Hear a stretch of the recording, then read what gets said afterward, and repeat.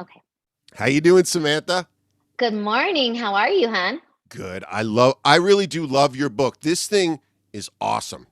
It is Thank you. really so cool and so from the heart, and even the way you start out with the kids in Venice. You're hanging out with suicidal tendencies in Venice. That's a pretty cool start to the whole story. I mean, growing up with these guys that I didn't even really know at first, from elementary school to junior high, you're just starting to get your cool Yeah, vibe in yeah. junior high, You're kind of growing into your nose and your body parts and figuring out things. And if it wasn't for them, and I don't even know if they'll all remember me, I'm sure I know some of them after in our music careers as well. I know some of I don't want to call us old timers, but because I'm aging myself, but I know some of them will remember. And Yeah. it was really, they were like big brothers. They protected me quite a bit. We had a scenario in Los Angeles back in those days where they were busing kids back and forth from inner cities um, into our cities, and the parents had a big issue with that, and I loved it because I was meeting new friends all over, and it was kind of really cool for me. But then when you got kids that didn't grow up with you getting bussed into your school, and maybe little boys like you at some point in time, and they're really mean to you, Right. though my Suey boys, they kept me safe. So when one boy would pick on me, I'd run to the older boys and go, "Save me, please. I'm like your little sister. Adopt me, please." That's awesome. And you know what's cool is you do capture in this every every stage of growing up in boys. It's wild. You do so much gets done in these pages that you really each relationship, because I know I'm still friends with the girl that I lost my virginity to, and at way too young at 13. You know what I mean? And that there's still a place in my life for her. You know what I mean? It's wild how there's places for everybody in this, and you talk about where they are. Yes, that's really important to me because I feel that if you've loved someone at one time, even if you're not in love with them now, how could you have hate? You might not like them. You might be disappointed. You might have a change in your feelings, but that doesn't mean you can't come back to love and come back full circle, because there was a point in time where you guys were together. So I am friends, thankfully, with every ex-boyfriend I've ever had, that's alive. If That, they're alive, I'm still friends with them, and I'm very grateful for that. that's a wild, and sometimes it's wild being a dude on the other side of that. It's where does it sit, and it can be a complex thing to keep. I'm sure for you, right? It's been a juggling act at time. It's more of an issue for me now that I'm grown and older, and my son's older. And when your ex-husband and your son's father has met the success and the popularity and the fame and become, a world-renowned artist, now it's a little harder for me to date, or for me to have even friendships, Yeah, because you have to weed out the opportunists, totally. and that's been a little challenging, to say the least, for me ever since my divorce, actually, because can you step in Chester Bennington's shoes? That's very hard for some men with egos maybe in place, or wanting to be the man in your life or something like that. It's been interesting. I had a journey with friends and dating, but I guess it comes with the territory, so you just kind of flow with it. Yeah, while speaking of Chester, you were there at the beginning, because even in Jeffrey Blue's book, he says there was a call on his birthday, and you pushed him. That Lincoln Park, I think there were zero at the time, wanted a Correct. demo, and you were the one that pushed Chester to go now, immediate, and get this done. That you changed musical history. It was really you that pushed him to Thank you. record. Where a lot of women would say, "It's your birthday. Why don't you're not fucking going in the studio?" Well, we just got back from Mexico, Hmm. and we had a wild Mexico trip. I mean, this was pre-children days. So, and I think it was our third or fourth wedding anniversary. So we were with several friends, and we had three homes that we rented, and we all vacationed and partied like desperate housewives. Not Yeah. rock stars then. Nobody made it then. So yeah, we drove home from Mexico, and we had fresh crab and fresh party favors and 75 people coming to our home, and we were, married, and life was great. And all of a sudden you come home from vacation and you think you're coming to a party, but you get a call like that and you take that opportunity. Now that's an opportunist moment that you do not pass up. Yeah. Opportunities like that come once in a lifetime. You better have your shit on straight. Oh, am I allowed to cuss? Yeah, yeah, Oopsie. yeah, yeah, yeah. Okay, so you have to have it together enough to recognize opportunities. And both Chester and I were very hungry. He knew what he wanted. I believed in him 110%. So what do? You call the conservatory You in do. You Arizona. gotta. You call your friends and you say, I need you now. And we need him in. We need recording 4 songs right now. What can you do with us? And I only have $200. I'm sorry, I scraped up the last $200 I have. And you're standing by this dude when when he's working the drive-through at Burger King. You were standing Yeah. by him to make room for his band. You were standing by him at that point, Well, I did for a little bit. That's where we met. That right? was the But job he had when we met. And then I was like, um, hello, one of my best friend girlfriend's neighbor, Ginny. I mhm. said, Ginny, can you get Chester a job in real estate? Because I can't have my boyfriend working at Burger King forever. Yeah, So then got him in real estate. And so that way he had the flexibility to focus on grade A's and focus on his dreams. And then that transition happened where that was that phone call with Scott Harrington and Jeff Blue that changed our lives with Zero, who and now everyone knows as Lincoln Park. yeah. And speaking of the real estate thing, you at 21, you're diving in hard, which most people are just dicking off, especially if you started out hanging out with the suicidal tendencies and stuff. You were really working hard at your career at that point. You've been through a million things, a lot of life. You've lived a lot of lives at that point already.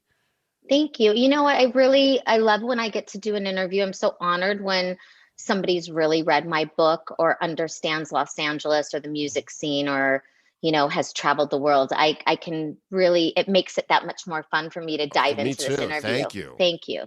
Um, I just figured I'm not married. I don't have children. That was pre Chester. I owned my first home. And that's when we're supposed to grind. I wish we had Gary Vee in my lifetime to always motivate me back, Yeah. back in the day, we didn't have the internet or motivators. I think I got my drive really from my dad. Who, as you read in my book, we don't have a relationship any longer. And that's, a choice that I've made as an adult. But really, my dad had an extreme business sense and taught me how to use a checkbook and taught me how to save money and taught me how to grind in business. And I come from the fashion industry with my father, and seeing how hard he worked really in my informative younger years, ability, and I'm so grateful for him for that. Yeah. And you know what's something, this is just totally a side note, is my dad's very driven and does some really, and a lot of his friends, and they all have one thing in common in the 70s and 80s. They all played racquetball, and your dad Yeah. played racquetball, and you played racquetball with them. I wonder if it's saying about these beasts of men at that time. I mean, is it a competitive thing? They're not going to do tennis. They're going to go racket. My dad come with his teeth chipped home and everything. I think they could drink in the courts or party in the Ah, courts that back in makes those days. sense. And my dad used to get down, and he's I still, if we were talking, he'd still be one of my favorite persons to go party with.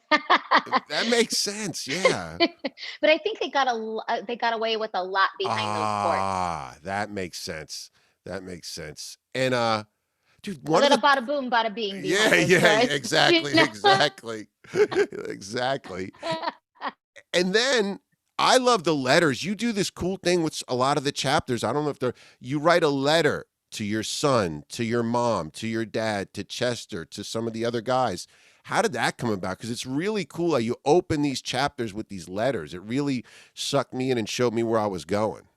Thank you. I wish I could take the credit for this. I was with my younger brother, Davy, we call him, and one of his best girlfriends, Summer, we were visiting. And we were sitting at the pool lounging, and I was telling her all about my book. And she goes, Sam, why don't you put in a letter after each chapter?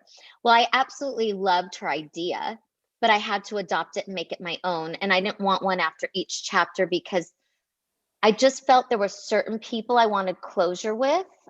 People that I either could not speak to because they're no longer here living, or that I chose as an adult to no longer speak to. And it was a cathartic healing process for me. Yeah, I'm sure. Oh, they're deep. The letters are deep, but still relatable in every sense. Thank you. This has been the hardest project for me. And even though it's launched now and the book's available and the audio book's available, even with pandemic delays or whatever resistance we've met along the way, it's out. But it's very hard for me because I use myself as a tool for my life coaching as lessons, because I can't and do not want to talk about other people's private lives or secrets. And of course, I have NDAs with my clients and so forth. But it's not easy. This is not easy to be raw and vulnerable. So I wrote a book not being a writer. I've never written anything before except for I fell in love with blogging with my life coaching. But I wanted to write it as if like you and I are speaking right now. That's how I wanted the reader to feel. So I'm hoping my audiobook, because I haven't listened to it, when I finished it, we launched it, and I mean, it was so difficult. I got through it with the best producer ever, Ryan Green, but I literally cried through my book, screamed. I mean, I got all extra and dramatic, and it was, I Yeah, I'm fell on sure. him, bawled on him. And it's interesting. I cried very hard reading Draven's letter and my dad's letter when I did the audio. Oh, wow. Those two were huge triggers for me. And just so Um, Draven is your son with Chester, yes, named my after one and Brandon only. Lee and the Crow from the Crow. That's right. That was really cool. And here's a fun fact, because LP did their first photo shoot in a spot where Brandon Lee did, I think, one of his photo shoots, Oh, or wow. Bruce Lee, I mean, his father. And so it was like very intertwined. So everything I do, I love to name, everybody in the family or our animals, all after movies, never really music, except for Draven's middle name is Sebastian, not after Sebastian Bach, but how cute is that anyhow? Yeah. He was the genetically correct frontman, I said, for a long time. I think he paid a little bit on the back nine, but on the front end, he was the genetically correct rock star for a while. Absolutely. And I've seen some of his interviews and things. He's lived a very interesting life, and what a beautiful human. Yeah, yeah, yeah. Yeah, many sides to him, many sides to him, and that thing of just making it so young that you just it's a storm. I'm sure, I don't know, but that level of fame and your level of fame with Chester was 10 times that, is just a storm to be weathered and to be ridden. For being so young and married and being that volatile couple of both of us, just so artistic and passionate and driven, but we had all the odds against us. I mean, you have so many people in your marriage and fans and executives, and everybody knows better than you, and family members on both sides. And I'm Greek and Italian, so I've got adopted, biological. I mean, my family's vast. Yes, yes. Be very careful what side you're on. Yeah, yeah, It's just so you've got so many opinions and hands in the cookie jars, and it just makes things messy. yeah. And But what this were you gonna Oh, say? go ahead. No, you what were you gonna But say? this book was so beautiful because it became a family affair. I've got Draven's godparents involved, Chester's family's involved. My son did all the art, and to us it's just been very healing, and I'm hoping that that helps other people. Oh, I'm sure. It's a gem. The book, I mean, one thing it was funny, just before I hit the book, the week before, I had my friend Chuck. He runs Artists Worldwide. He was in Dramarama, played bass for a while on tour, and I I got said, asked. I know, I said, Chuck, I really think the world's greatest song that means the most to me in my life is Anything, because it's just a breed of person. It just says everything about the relationships I've been in, and that's why don't you tell the story about that song in your life? So here we are, and we're in Arizona, and we're at Electric Ballroom, and Grade A's is playing a Seven Mary Three song, or playing with Seven Mary Three, and I guess they were an opener, not. I don't think they were headlining. I think Seven Mary Three was headlining. They were much bigger than them at that time. And anyways, he got on stage, and it's the first time I'm with like everybody of his camp, and he starts singing the song, and his best friends literally were like, pay attention. And they're pushing me to the front of the stage. She's asking you to marry him. Oh, And I'm like, what? And I couldn't believe it. And of course, you're like thrilled, you're excited, of course, I'm saying yes. But afterwards, he did ask me privately and got on one knee and was, a gentleman. That was just such, I guess, an artist's way. That was yeah, yeah, Chester's way. yeah. He And, was more and comfortable singing. well, I think anybody that understands that song, to me, that song's true love and not lazy love. I'm Italian and Hungarian, so I get madness to, love and lunacy are intertwined. And I feel like that says everything about him, that he could comprehend and feel that song as the song he wanted to talk about when he proposed to you is huge. It was really beautiful. I did not expect it at all. I was shocked. And it's a dangerous song. I mean, it's a warning shot. There's going to be passionate, but there's going to be dangerous too. Oh yeah. Well, we love hard, we fight hard. That That, that was us. that's I love that. That's some people don't. I know I subscribe to that method for better or worse. And this whole book, one of the strongest quotes in it is you wait. What you like in your 20s, you don't like in your 30s sometimes. That's one of your mission statements, and people can argue, but it's so true, right? It's just Thank you. So I have a rule with my younger brothers and my son. They're not allowed to get married until they're 30. it's so smart. And It's both still dangerous. It's still. I mean, if you like they say, if the odds of surviving a marriage were the same as flying, you'd never fly again. But Right. Uh, yeah, so both my brothers, my younger brothers, Alex and David, they are in their mid 30s and it's still on the younger side of it, and they are still single, which I mean, they have their lives, but they're yeah, not married, and I'm very happy. And I'm hoping my son takes that path too, because we do change so much in our 20s. And that also says a lot about my marriage. I yeah, mean, we were married in our 20s, and you just grow so much, you change so much, and when with all that change and all that youth, we're maybe not so mature to handle all that emotion. yeah. um and you kind of gotta, that's what we're supposed to be, all crazy, and we're supposed to see everything and travel the world and date and move here and experience different cultures. That's what your 20s are about. Go after it, get your work done, grind, have something to offer to your partner in the 30s. I agree. But being well, I got divorced in my I guess it was 40s, but let's call it my 30s. But don't you think you don't? Unfortunately, you can't learn as being divorced. You learn so much about yourself when you're stripped and just broken down. And you don't think you'll be the one to be divorced. And I feel like, I mean, the knowledge here doesn't come without death, divorce. I mean, that's unfortunately you don't learn as much from the happy stuff. Yeah, it's true. It's through adversity we grow the most. Through being uncomfortable, we learn about ourselves the most. I have to admit, and I've been talking about it in a lot of my interviews, this is where I'm the most uncomfortable. um, Even more so than writing the book, because I could hide behind my computer and I could write. But now that we're public with it, and now that I have to do live interviews or any public speaking, it's very difficult for me. I've never wanted to be, I loved being the executive, or a supporter and a fan and a friend to my ex-husband. I loved being behind the scenes, helping his success. I love helping and being an advocate for artists behind the scenes. Being in front of the camera like this is totally against the grain for me. Right. Okay. I understand. But you're Can doing you it. see the sweat? But you're being comfortable, being uncomfortable. That's what I call. You gotta, someone's You got to got to do it. do it. I You mean, got to because do it.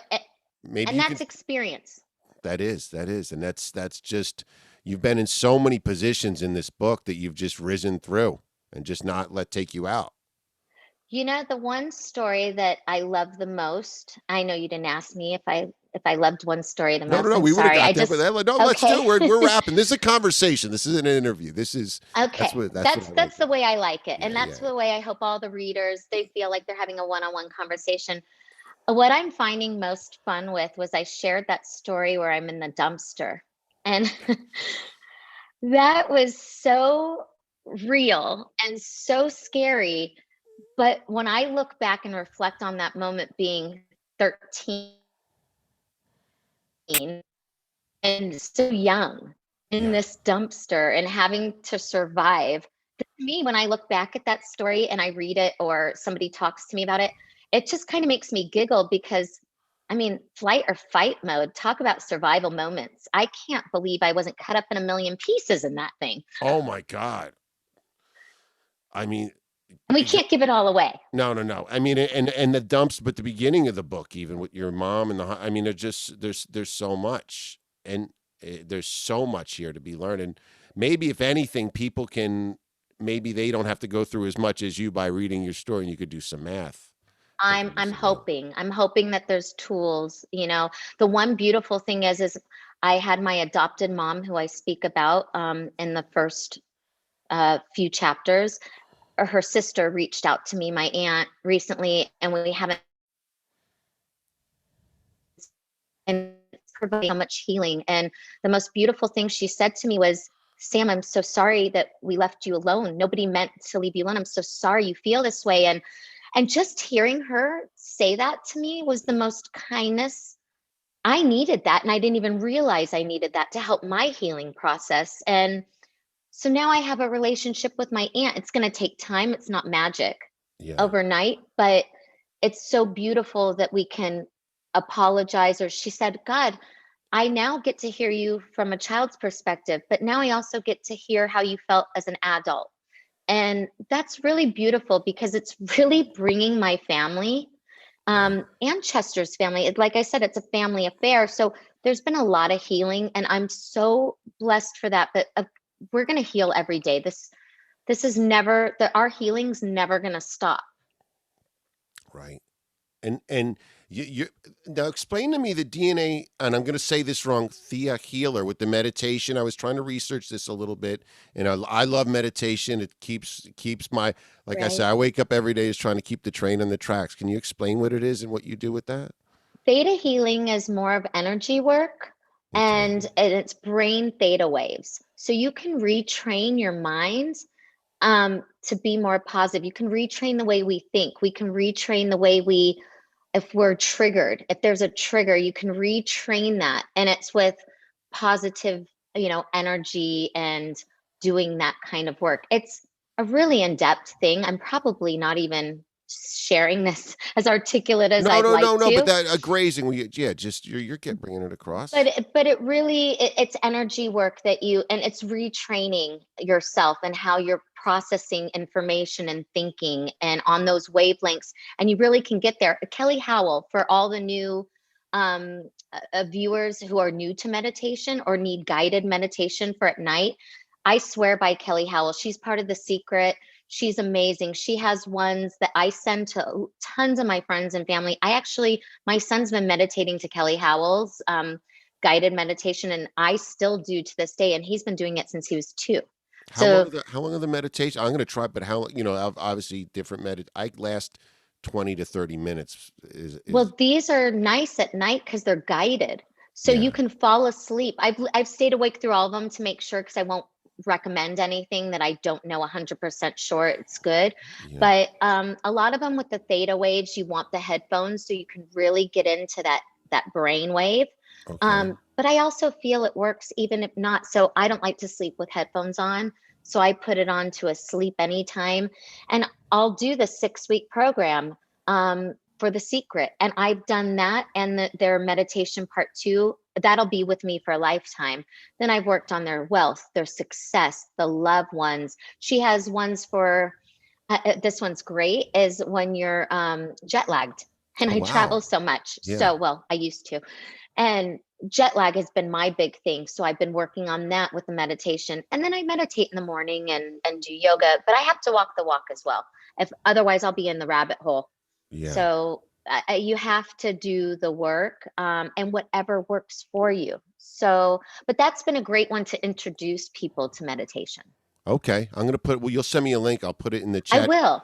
And I love The Secret years ago. I mean, I was really got into self-help through The Power of Now. That was my I love Eckhart Tolle. yeah, that I was my love him. gateway drug. And it was funny. I just walked into and probably I can tell you've been into this a while. I just walked in the Amazon store and three-quarters of it's self-help.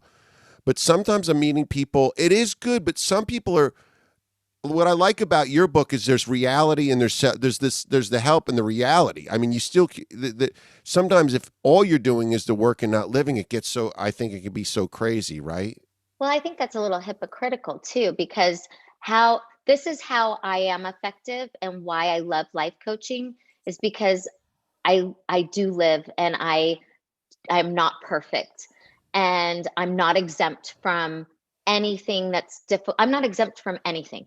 Like I have financial woes. I have sadness. I have breakups. I have difficulties that maybe some people would never experience because we're in the public eye. So I have different factors that trip me up and give me hard time life situations, right? Hard life Yeah. living scenarios that we have to get through. There's one thing that if we could talk about a little life coaching for a Oh minute yeah, that love that. Yeah. I Wait. and I actually wanted to go public with this because the youth with manifestation, I talk about manifestation a lot. And right now, the world's in such a fear-based place, and we have so much electronics available to us that we didn't have, you and I growing up. Or maybe I'll just say me because I'm probably older than you. No, But I'm older than you. I'm older than you. I don't know. But it's lovely that now we have Instagram and we have Facebook and we have all these things to connect us. So we're more connected now, and we have Alexa, right? So if people would start looking at Alexa as the universe. So the universe is always listening and always wants us to have everything we want. Now, the youth or some people who are new to metaphysics or manifestation or spirituality or whatever energy that they're starting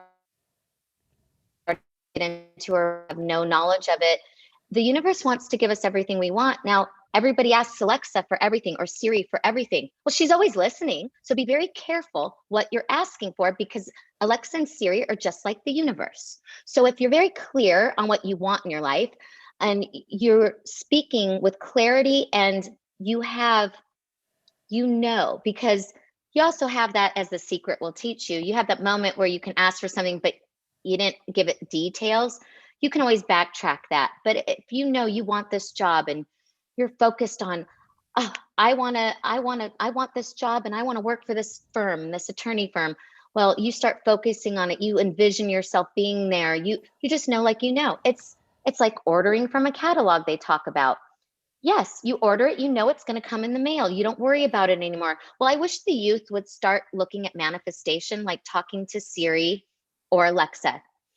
You want it, you say, "Hey, Siri, I want this. Will you get it for?" They always answer back. You might not like the answer. The universe might not give you exactly what you asked for. That's why I say with clarity, when you're manifesting, be very clear. If you want a relationship and love, be very clear on what type of person you're looking for, what you want. Don't focus on what you don't want. Only focus on what you want.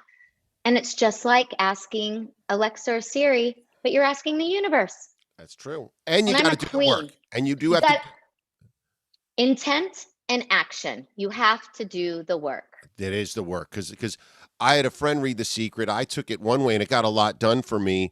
But they read it and they basically wanted to quit their job and sit on their couch and wish for $1 million. It doesn't work that way. No.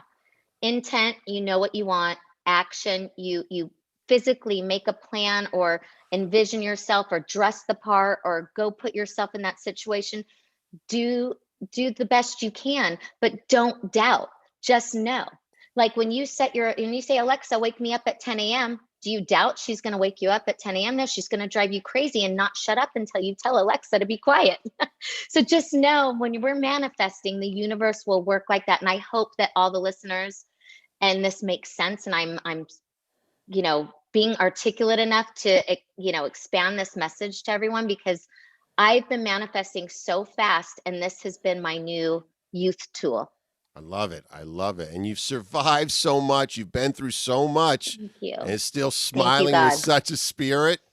You and your son. Chester's Thank you. spirit still with you, I'm sure, every day. That's awesome. And Thank you. yeah, I love your book, and everybody has to. How long did it take you to write it? What I think you Ah, say in here, but by the when you're at the beginning of a book, you forget. But I used to take so many notes in books. Then I don't want to spend my time just taking notes. I right. want to take the ride. Well, I hope it was an airplane read. It was supposed to be a quick, I It wanted to was. get It to the was. point. I don't mean that it was boring. Like it wasn't boring. What I'm saying is, it wasn't fast food. I stopped because I was enjoying it so much to not tear through it. Because what I'm saying is, so many books are Huh. bloated, too much childhood, too much. It was like, we hit everything, and I don't know Thank you. how you got so much in so quick. And I feel like the letters were anchors. The letters were the anchors. Thank you very much. It took me about 8 to 9 years to write. I hired a ghostwriter in the beginning. She was phenomenal, and she got me a great deal. However, it was more smut and it was a little more embellished. It was not the direction I wanted to go into. So we scrapped that. Then when you hire somebody and you invest your time and money and you try to salvage it, well, that wasn't going to work. Then it was boring. So then I had to strip it all down, and I just sat on it for a while. Wasn't sure I even was going to do it. And then I went back to it and fine tuned it, but it was chapters 1 through 12. And it was more my story. Actually, Chester was barely in it. And it was Yeah. going to be released in November 2017, driven more for self help and life coaching. But when this tragedy hit our household on July 20th, I had no I could not release my book without going back, and I rewrote chapter 5 and added chapter 13, and then added in a letter to him as well, because again, he's somebody I can't physically have a conversation with right now. So I hope his spirit can read it. It's a great letter. But I had to honor that, and for his children and for the fans and for family and friends and just globally, how could I, as a life coach, dismiss Yeah. that? That was too big to not honor. And you definitely didn't take advantage of it. It was great. I don't know why it hit me so much with the whole journey. You guys go from kids to taking over the world, but right before everything went, hit the tragedy, you guys are at California Pizza Kitchen. I don't know why that blew my mind. Just Well, when you you have guys just like kids, because no, it was cool. Like everybody goes to CPK. It's just like you know what I mean. It was so real. It was just like you guys meet up there, and I forget which part of California, but it was it so was cool. on in Hawthorne off of Torrance Boulevard and Pacific Coast Highway in South Bay. Draven used to go to school right around the corner, so we'd meet there at 4 o'clock. All the staff knew us, and Oh, they were okay, just great. We could just go and be low key, and I could get a glass of vino, and Draven could get his mac and cheese, and Chester would get a pizza. Everybody was happy. that's cool. It Yeah, was just easy. that's what I mean. There's lighthearted moments in it too. One of my favorites, first place I came to in LA, Gladstone's. I'm like, you were working at Gladstone's while he's trying to make the band work. That's so romantic. Were you able to make the tinfoil things, by the way? Did you know how to make those? No, because I was a cocktail waitress. You never want me to be around your food. I mean, you might end up with it all over you. Okay. The drinks were heavier at Gladstone's, but I felt more confident. It was just drinks. How can you screw that up? And if you do, you buy them a drink, make it all Man, good. it's just so romantic. Right there, PCH, where you started, now you're with him. You don't know which way the world's going to go. You could have been in a drop band with a record that went nowhere. Well, that's what my dad thought. I mean, what are the chances? You got 1%.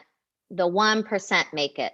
But you're like, let's go for it. And this isn't just you, because Jeffrey Blue says you were the same way. The guy that you were the same way. You were just, we're I doing this. I just started reading Jeff's book, so I haven't gotten there yet. So I'm really excited. Okay, I won't blow it for you. Please, no spoilers. No, it's I know he's really mad at me. I love him dearly. I wrote the foreword for him because it was very easy to write. It was from my heart. I have not read the book because both of our books, I mean, he had a publisher who was able to help him so much. And both of our books came out really close to each other, which is interesting because my book's been in the works for so long. Our books are very different, right? His is, executive, band related, work related. Of course, mine's work related, but very personal and raw and life coaching. So two different Oh, Completely different I love it. stories. It's fun when like I like there was a Van Halen time where this guy Greg Renoff wrote a great factual book on Van Halen, and then their Hmm. tour manager wrote like yours an up here just like book about Van Halen, and it's fun having both. You know what I mean? Oh, cool. And seeing where they intersect. And I feel like you're and Jeff's. I mean, yours is more what I'm about, the spirituality and I mean, just the flyer at the beginning of the book. I get it. It's I what got I to tell you, this is the tell me about that coolest flyer. story. Oh my God, this is the coolest story. You know, this is so fun because you're asking me stuff or we're talking about stuff that I haven't gotten to talk about All before. right, let's do it. So I have this singer from the Attics. It's an English punk Yeah. band. And so his name's Keith, but I have Monkey. We all know him as Monkey. Okay. I have so many monkeys in my life. That's so funny.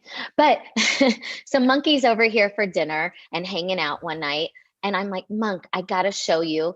I gotta show you what I'm doing. So I broke out my book proposal and I showed him all this. And I go, look at my brother, my older brother, Scott, saved our very first punk rock flyer all these years. And you could see the tear in it and everything. And he just wanted to share because it was my first show I've ever been to, my first punk show. And how cute that my older brother saved it all these years. So Monk goes, my friend Otis, he's he's the artist. He did that flyer. And I said, you're still in touch with him? He said, yes. I said, I need him right now. I need him to sign off. Can I use his flyer? It's the only photo I want to put in my book. And now I know fans are mad that I didn't put photos. However, can you leave something for the future? Can Oh our family yeah. do a coffee table book? We got all kinds of stuff we'd like to do, but in good time, because again, this is my book. This wasn't a Lincoln Park or a Grade A's tell all. It's not the way I rock and roll. So so immediately Monkey called Otis, said absolutely. We linked up on an email. Otis was stoked. He's amazing. What a sweetheart. And so Monkey from the Attics, the singer from the Attics, one of my favorite punk rock bands of all times, helped make that photo or that flyer end up in my book. So thank you, Otis, from back in our punk rock days. You're amazing. And thank you, Monk. That's all because it says she's got street under all your new age, under everything. There's street underneath this book. That's what I love. You get Thank you. from the club where you meet Chester. There's street. I call it street time. You've done some street time. Yeah, I'm more street smart than book smart. I'm sorry to say, but Uh, I'm getting more book smart as I grow older. that's awesome. Well, I never, I can't take the street out of me, right? no, it's awesome. It's the best. Well, thank you so much. And you're going to have to come back again. Let's just call this part one.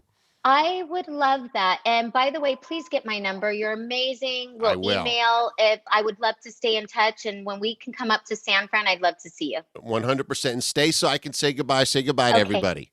Bye. Thank you, everyone, for your time. Go get Falling Love Notes. Love ya.